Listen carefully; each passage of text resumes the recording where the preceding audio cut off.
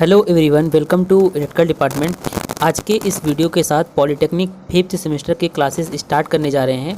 तो सबसे पहले हम सभी सब्जेक्ट के सिलेबस को देखेंगे, मतलब कि electrical machine, SGP fifth semester में जितने भी सब्जेक्ट हैं सबसे पहले उसका सिलेबस देखेंगे, ताकि हमको ये आइडिया हो जाए कि किस सब्जेक्ट में क्या पढ़ना है। बाकी इस चैनल पर फिफ्थ सेमेस्टर के सभी सब्जेक्ट पढ़ाए जाएंगे, साथ ही आपको इजी लैंग्वेज में नोट्स भी प्रोवाइड किए जाएंगे। तो आप लोग इस चैनल से जुड़े रहें, आपको फिफ्थ सेमेस्टर में कोई भी सब्जेक्ट कठिन नहीं लगेगा। बाकी आप लोग इस चैनल को शेयर भी कर दीजिए जो भी स्टूडेंट हैं फिफ्थ सेमेस्टर में। तो चलिए आज के इस वीडियो में हम देखते हैं इलेक्ट्रिकल मशीन 2, जो कि थ्योरेटिकल सब्जेक्ट है और ये काफ़ी बड़ा मतलब इसमें जो चैप्टर्स हैं, एक चैप्टर काफ़ी ज़्यादा पीरियड का है। तो सबसे पहले इसका हम सिलेबस देख लेते हैं, ताकि आपको ये पता चल जाए कि इस सब्जेक्ट में आपको क्या पढ़ना है। इसके बाद हम इसके 1 बाय 1 करके सभी टॉपिक को कवर करेंगे।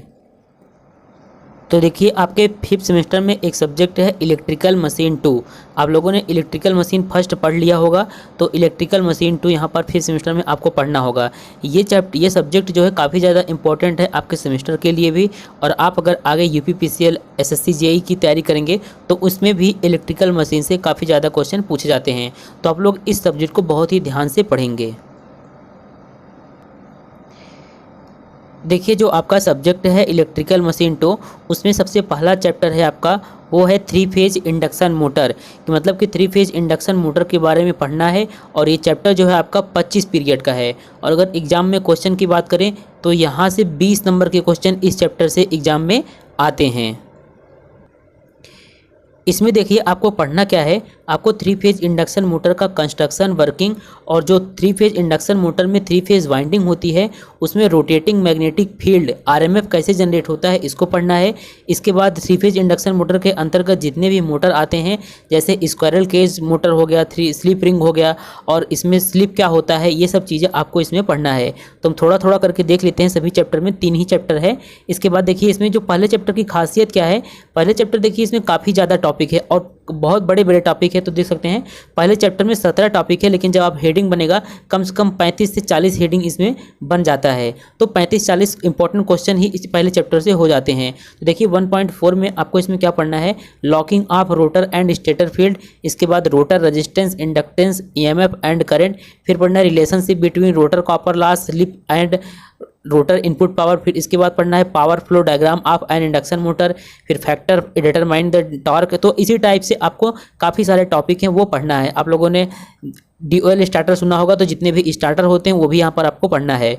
ठीक है, तो सभी जितने भी टॉपिक है बहुत ही अच्छे से आपको समझा देंगे, कोई भी रटवाएंगे नहीं आपको। जितने भी टॉपिक है अच्छे समझा देंगे, ताकि आप एक बार पढ़ेंगे उसके बाद लिख लेंगे। तो और साथ ही आपके पास भले ही बहुत टाइम है अभी, लेकिन आप लोग अभी से स्टार्ट कर दीजिए, क्योंकि जो आपका फिफ्थ सेमेस्टर है इसमें 5 सब्जेक्ट हैं और काफ़ी कठिन सब्जेक्ट हैं। ये इलेक्ट्रिकल मशीन और पीएलसी, स्काडा सब्जेक्ट जो हैं काफ़ी कठिन है। तो आप लोग अभी से तैयारी करेंगे और अभी से हमारे साथ नोट्स बनाते चलेंगे, तो आपको आगे दिक्कत नहीं होगा, आसानी से आप एग्जाम के समय तैयारी कर पाएंगे। ठीक है, तो इसमें देखिए अब दूसरा चैप्टर देखते हैं। जो दूसरा चैप्टर है आपका वो है single phase motor. Single phase motor से भी अधिक क्वेश्चन एग्जाम में आते हैं। 15 नंबर के लगभग इस चैप्टर से भी क्वेश्चंस आ जाते हैं। और ये चैप्टर जो है सिंगल फेज मोटर वो 18 पीरियड का है। इसमें क्या होता है, इस चैप्टर में 8 से 9 मोटर हैं, उनके बारे में पढ़ना है। और सभी मोटर का कंस्ट्रक्शन, वर्किंग, एप्लीकेशन, ये सभी चीज़ें पढ़ना होता है। जैसे बात करें सिंगल फेज इंडक्शन मोटर क्या होता है, फिर देखिए split phase induction motor, capacitor start, capacitor run, capacitor start and capacitor run motor, shaded pole motor, universal motor, reluctance motor. तो जितने भी मोटर है इस जो आपका ये सब्जेक्ट है केवल मोटर पर आधारित है। जितने भी मोटर्स है वही आपको पढ़ने हैं। तो पहले चैप्टर में 3 फेज इंडक्शन मोटर, दूसरे चैप्टर में सिंगल फेज मोटर पढ़ना है। तीसरा चैप्टर देखिए, तीसरा चैप्टर जो भी है वो भी काफ़ी इंपॉर्टेंट है। इससे भी क्या होता है 20 नंबर के क्वेश्चन एग्जाम में आ सकते हैं। ठीक है, तो यहाँ पर देखिए तीसरा चैप्टर आपका वो है सिंक्रोनस मशीन। तो सिंक्रोनस मशीन का कंस्ट्रक्शन, वर्किंग और इसके संबंधी जितने भी टर्म है सभी को यहाँ पर आपको पढ़ना होगा। जैसे कि generation of 3 phase EMF, concept of distribution factor and coil span factor. तो ये सभी चीज़ें आपको पढ़ना होगा। ठीक है, इसके बाद इसमें भी देख सकते हैं काफ़ी ज़्यादा टॉपिक है, तो सभी को 1 बाय 1 करके पढ़ेंगे। काफ़ी लंबा ये सब्जेक्ट है, मतलब काफ़ी दिनों तक चलेगा, तब जाके ये समाप्त होगा। ठीक है, और अंतिम चैप्टर है आपका स्पेशल पर्पस मशीन। इस चैप्टर से 10 नंबर के क्वेश्चन फिक्स रहते हैं, समझ लीजिए। 5 से 6 मोटर हैं, उन मोटर को आपको तैयार कर लेना है, इसके बाद आ जाएगा।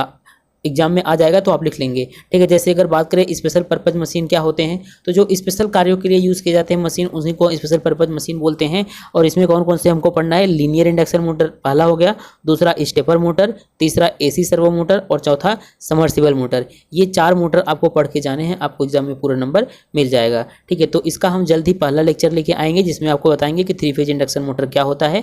और वीडियो को देखकर ही आप लोग नोट्स बना लीजिए और नोट्स हम एग्जाम के टाइम प्रोवाइड कर देंगे। जैसे ही नोट्स हमारे पास लेटेस्ट नोट्स कंप्लीट हो जाएगा हम नोट्स प्रोवाइड कर देंगे। बाकी आप इस चैनल पर जुड़े रहें, आपको 5th सेमेस्टर के एग्जाम में कोई दिक्कत नहीं होने वाला है। सब कुछ हम आपको मैराथन क्लास हो गया, फिर एग्जाम के टाइम नोट्स प्रोवाइड करना होगा, सब कुछ आपको इसी चैनल पर मिल जाएगा। तो आप लोग इस चैनल को शेयर कर दीजिए जितने भी 5th सेमेस्टर के स्टूडेंट हैं। अब हम मिलते हैं एक अगले सब्जेक्ट के सिलेबस के साथ।